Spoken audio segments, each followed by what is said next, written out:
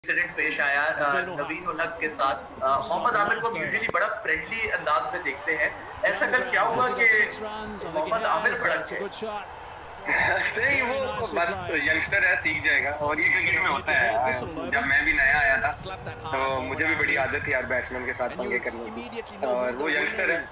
محسن تلویزیون سره محمد امیر په یو معرکه کې د تیرې لفظي شخړې په اړه چې د شاهد افریدي نوین الحق او محمد امیر ترمنځ پیښه شوې وه داسې وویل: زه هم چې کله ځوان وم نو هر بیټسمین به مې ننګاوه، هغه هم ځوان دی او دا په کرکټ کې راځي.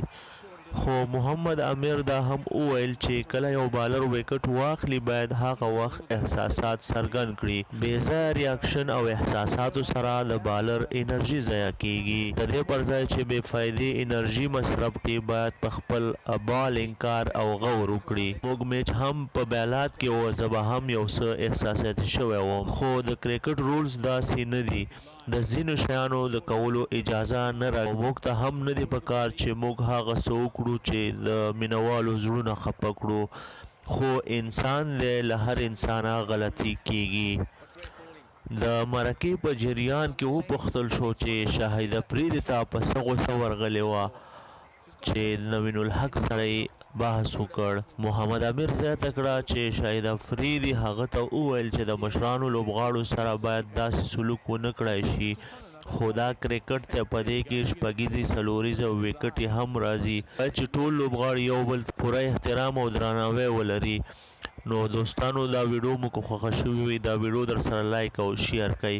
د نورو تازه معلوماتو لپاره زموږ چینل هم سبسکرایب کړئ. Holding to the pitch.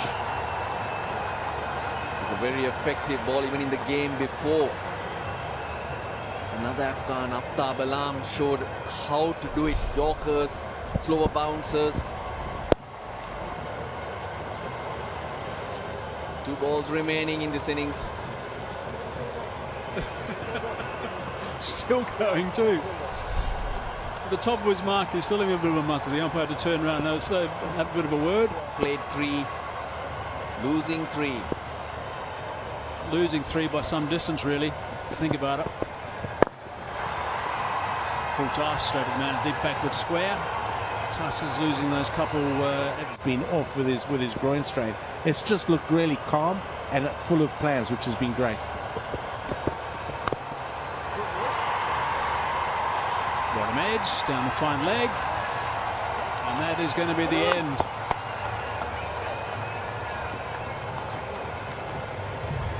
So the Tuskers are the boys that get up.